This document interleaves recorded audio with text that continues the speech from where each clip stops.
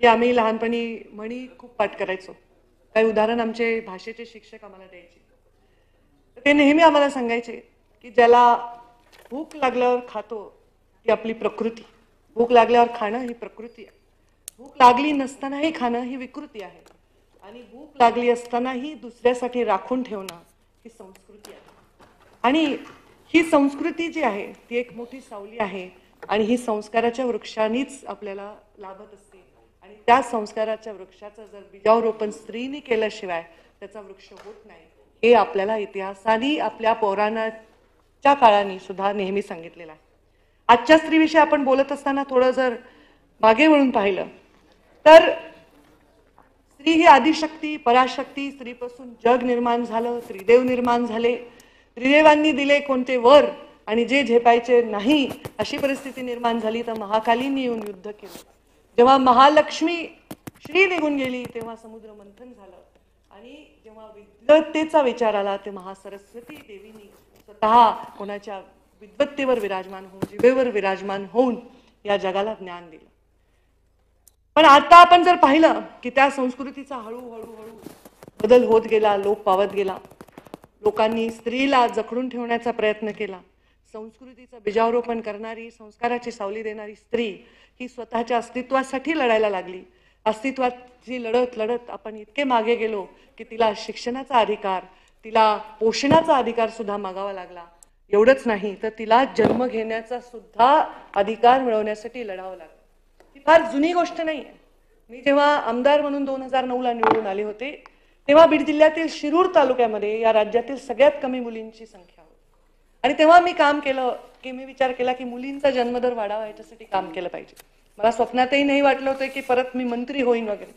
जेव्हा मी मंत्री झाले तेव्हा माझ्या सगळ्या योजना या मी स्त्रीच्या भोवती गुंफत गेले, आणि जलयुक्त शिवार ही योजना सुद्धा स्त्रीच्या डोक्यावरची घागर आणि तिची वनवन खाली काढावी ह्याच्यासाठी जलयुक्त शिवार योजनेचा जन्म झाला. स्त्रीलाच केंद्रबिंदू मानून ती योजना आम्ही केली. मी माझी कन्या भाग्यश्री योजना तेव्हा महिला बालकल्याण मंत्री असताना केली होती, तेव्हा मुलीचा जन्मदर प्रचंड कमी होता. त्याच शिरूरमध्ये जेव्हा आम्ही आमदार होतो तेव्हा 791 मुली होत्या 1000 मुलामागे. त्या शिरूरमध्ये 914 मुली, नंतर 948 मुली झाल्या. स्त्रीचा जन्मदर वाढण्यासाठी योगदान देतात. मुलींना शिक्षण मिळावं. आता चंद्रकांत दादांनी सांगितलं की मुलींना 100% अर्थात त्याला क्रिमिलेअरचा अट आहे, पण 100% फीस माफ झाली पाहिजे, कारण शिक्षण हा तिचा अधिकार आहे. आणि या सगळ्या गोष्टी करत असताना मी जेव्हा स्त्रीच्या प्रत्येक गोष्टीकडे बघते, खरंच मल्टीटास्किंग विषयी आपण प्रज्ञाजी बोलत होत्या, मनीषाताई बोलल्या, सगळ्याच माझ्या सहकाऱ्यांनी त्याचा उल्लेख केला. स्त्री ही मल्टीटास्किंग करते, संसार करते. मग ती लोकलला लोंबकळत जाणारी स्त्री असो, नाही तर गावामध्ये रान तुडवत जाऊन खुरपणारी स्त्री असो, ही प्रत्येक स्त्री माझ्यासाठी तरी एक करिअरवाली स्त्री आहे. आणि ती कष्ट करत असताना तिचा संसार ती करत असते. जेव्हा जेव्हा मी खेड्यातली राजकारणातली काम करणारी एक लोकप्रतिनिधी आहे, खेड्यामध्ये जेव्हा मी जाते, शेतकऱ्याच्या आत्महत्या, प्रचंड दुष्काळ 2013-14ला आपण पाहिला, प्रचंड शेतकऱ्यांच्या आत्महत्येला सामोरं गेलो. पण ह्या शेतकऱ्यांच्या आत्महत्या बघत असताना एकाही शेतकरी स्त्रीची आत्महत्या मी पाहिली नाही. याचा अर्थ ती निगरगट आहे असा नाही, याचा अर्थ ती जबाबदार आहे हा त्याचा अर्थ आहे. आणि त्या स्त्रीच्या हाताला तिला कवटाळून बसणारी लेकरं मी पाहिले, आणि ते जबाबदारीचं भान तिला तिचा जीव सुद्धा देऊ देत नाही. आणि ही तिची ताकद आहे. स्त्री खरंच खूप ताकदीची आहे. माझा एक कार्यकर्ता, उदाहरण सांगायचं, त्याची पत्नी वारली. दुःख वाटलं मला. मी त्याच्या घरी भेटायला गेले. नंतर 3-4 महिन्यांनी म्हटलं अरे घरी तुझ्या येते, तर तो थोडासा लाजत होता, टाळत होता. पत्नी वारल्यानंतर मला वाटतं आपल्याकडे गुढीपाडवा येऊन गेल्यावर वर्ष संपलं आणि त्यांनी दुसरं लग्न सुद्धा करून ठेवलं. तर तेच माझी एक कार्यकर्ती, तिच्या नवरा वारला, 10 वर्ष झाले, 2 लेकरांचा सांभाळ करते, ट्युशन करते, नोकरी करते आणि मुलांना सांभाळते. म्हणजे नियमताई मी जर हे म्हणले तर हे चुकीचं होणार नाही. स्त्री एकटी सुद्धा संसार करू शकते, पण पुरुष एकटा संसार करू शकत नाही, ही तिची शक्ती आहे. तिच्यामध्ये प्रचंड त्यागाची भावना आहे, प्रचंड देण्याची भावना आहे. आणि हे करत असताना त्या स्त्रीला शक्ती देण्याचं काम आपल्या सरकारच्या माध्यमातून झालं, याचं करावं तेवढं कौतुक कमी आहे. खरं स्त्रीची परिस्थिती आज अशी आहे. शिक्षणासाठी मी म्हटलं लढायचंय, पोषणासाठी लढायचंय. मी महिला बालकल्याण मंत्री होते तेव्हा स्वच्छता अभियान आमचे लाडके प्रधानमंत्री नरेंद्र मोदींनी पुकारलं होतं, आणि त्या स्वच्छता अभियानाच्या माध्यमातून आम्ही सॅनिटरी नॅपकिन देण्यासाठी अस्मिता योजना केली होती. कारण मुलींना, सगळ्यात जास्त महिलांना कॅन्सर होण्याची कारणं त्यांचं हायजीन सुद्धा आहे, हे सुद्धा आमच्या लक्षात आल्यानंतर आम्ही या योजना राबवल्या. आता मी विनंती करेन सभागृहाचे नेते इथे आहेत की जर मुलींना कॅन्सरपासून वाचवायचं असेल तर त्यांना एक इंजेक्शन जर आपण दिलं तर त्याच्यामध्ये बऱ्या प्रमाणात त्यांच्या कॅन्सरचं प्रमाण कमी होऊ शकतं. मी आत्ताच आदरणीय चंद्रकांत दादा चर्चा करत होते. जर हे आपण सरकारतर्फे देऊ शकलो, कारण हा निर्णय आम्ही तेव्हा घेतला आणि मग आचारसंहिता लागल्यामुळे राहिलेला आहे, तर आपण खूप मुलींना त्या अत्यंत धोक्याच्या परिस्थितीत जाण्यापासून वाचवू शकतो.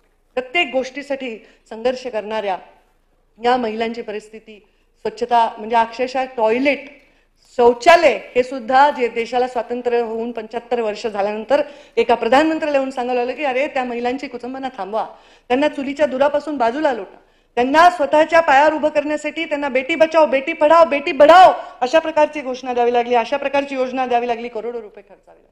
हे आपलं पौराणिक कथा आपल्याला सांगत नाही, हा आपला इतिहास आपल्याला सांगत नाही. आपला इतिहास आपल्याला सांगतो की जिजाऊ महत्वाकांक्षी होत्या, जिजाऊला स्वराज्य स्थापना करायची होती, आपल्या मुलाला संस्काराचं बीजारोपण करून जिजाऊंनी शिवबार घडवलं.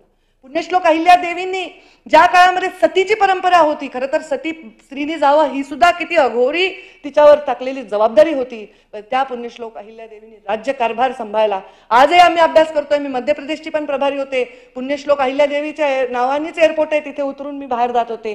चौंडी आमच्या सभापती महोदयांच्या मतदारसंघात अहिल्यादेवींचं जन्मगाव आहे, तिथल्या विकासापासून आम्ही सुरुवात केली. त्या काळामध्ये त्यांनी त्या प्रकारचा विकास केला, त्यांनी धर्माचं काम केलं, त्यांनी अनेक मंदिरं बांधली, ह्याचा उल्लेख आपण सर्वांनी केला. पण ह्याच्या मागे त्यांची केवळ धार्मिक वृत्ती नव्हती, त्यांची व्यावहारिक देखील वृत्ती होती. कारण त्या काळामध्ये धर्माच्या केंद्राच्या आजूबाजूला सगळा व्यवसाय होता, लोकांना रोजगार मिळावा, धर्म वाढल्याने लोकांमध्ये एकता यावी, सुरक्षा निर्माण व्हावी, हा सुद्धा त्याच्यामागे अत्यंत मुत्सद्दी असा दृष्टिकोन होता. सावित्रीबाई फुलेंचा उल्लेख केला, खरं तर हे रिपिटेशन होणार आहे, पण आज त्यांचा उल्लेख नाही केला तर आजच्या दिवसाला आपण त्यांचा सन्मान नाही केला तर या उपयोग नाही. सावित्रीबाई फुलेंनी शेणाचे गोळे खाल्ले म्हणून मी इथे उभी आहे, मला हे 4 पानं वाचता येतात, म्हणून मला इथे बसता येतं, मला बोलता येते. रमाईंनी गौऱ्या थापल्या म्हणून महामानव इतक्या मोठ्या कामासाठी आपल्या सगळ्यांना सर्वांना चांगला अधिकार देण्यासाठी लढू शकले. आता योद्ध्या तर होत्याच, पूर्वीच्या काळामध्ये सगळ्या स्त्रियांना युद्ध तंत्रज्ञान होतच, पण ह्या सगळ्या काळामध्ये याला बघण्याचा दृष्टिकोन बदलत गेला. पण ठीक आहे, आपण बघतो आपल्या घरामध्ये पण एखादी आजी आली, आपण पाया पडलो तर ती सांगते अष्टपुत्र सौभाग्यवती भव, आणि तेच जर नवरा पाया पडला, पुरुष पाया पडला तर त्याला म्हणते यशस्वी भव विजयी भव.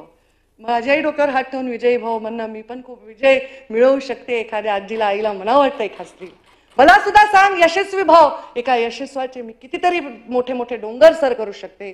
पण पुरुष हा पुरुषाविषयी आक्षेप नाहीये, कारण शेवटी महात्मा फुलेंनी धीर दिला म्हणूनच सावित्रीबाई घडल्या, मल्हाररावांनी धीर दिला म्हणूनच आज अहिल्यादेवी उभ्या राहिल्या, जिजाऊंचा सतत सन्मान केला म्हणूनच शिवराय जीवनामध्ये इतक्या मोठ्या याच्यावर गेले. परंतु पुरुषांनी यशस्वी व्हावं, विजयी व्हावं, स्त्रियांनी मात्र फक्त सौभाग्यवती व्हावं. सौभाग्यवती व्हावं कोणाला वाटणार, तुम्हाला आम्हाला आपल्याला वाटणार मरेपर्यंत आपण सौभाग्यवती राहावं, पण सौभाग्य असण्याचा अर्थ नेमका काय आहे? सौभाग्य असण्याचा अर्थ फक्त कुंकू डोक्यावर आपण लावून फिरणं हा नाही. आणि त्या स्त्रीला सौभाग्यवती म्हणत असताना तिने फक्त पुत्रांना जन्म द्यावा असं नाही आहे, तिने त्या पुत्रांना संस्कारी करणं ही सुद्धा आता काळाची गरज आहे. आपण बलात्कारांवर बोलतोय, अत्याचारांवर बोलतोय, त्या स्त्रीला कोणीतरी तू सुद्धा दीर्घायुष्य हो असं म्हणलं तर तिलाही वाटेल की माझ्या आयुष्याची किंमत आहे, मी जगणं हे लोकांना हवंय हे तिला वाटावं, अशा प्रकारच्या वातावरणाची ना अशा प्रकारच्या विचारांची गरज आहे. तरी ठीक आहे, आम्ही स्त्रिया पण खूप कठीण परिस्थितीला सामना खूपच तयार झालेलो आहोत. इस जग में जितने भी जुल्म है, इस जग में जितने जुल्म नहीं उतने सहने की ताकत है, तानों के शोर में रह के भी सच कहने की आदत है, मैं सागर से भी गहरी हूं, तुम कितने कंकड़ फेकोगे, तुम मुझको कब तक रोकोगे, तुम मुझको कब तक रोकोगे. कारण शेवटी स्त्रीचा सगळ्यात चांगला गुण आहे, ती खूपच प्रामाणिक असते तिच्या नात्यांमध्ये, तिच्या कर्तव्यामध्ये, तिच्या जीवनामधल्या निर्णयामध्ये. पटकन ती आपला निर्णय बदलू शकत नाही. त्यामुळे आपण पुरुषांचं पण राजकारणामध्ये आपण विचार करत असताना कधी पण मी बघते की स्त्री खूप कमी मुख्य पदावर, मुख्य निर्णयाच्या पदावर जाते, कारण ती पटकन विभक्त होत नाही तिच्या विचारांविषयी, तिच्या संस्कारांविषयी. हे तिचं एक मोठं चॅलेंज आहे, आणि ते डिप्लोमसी कमी असते, स्पष्टता जास्त असते, आणि त्याच्यामुळे तिला ती अडचण येते. पण तरीही ती तिचं खरं बोलणं, तिचं सत्व, तिचं तत्व आणि तिचं ममत्व हे कधीच सोडत नाही. त्या स्त्रीच्या वर कितीही आपण म्हणजे बोललो तरी ते कमी आहे.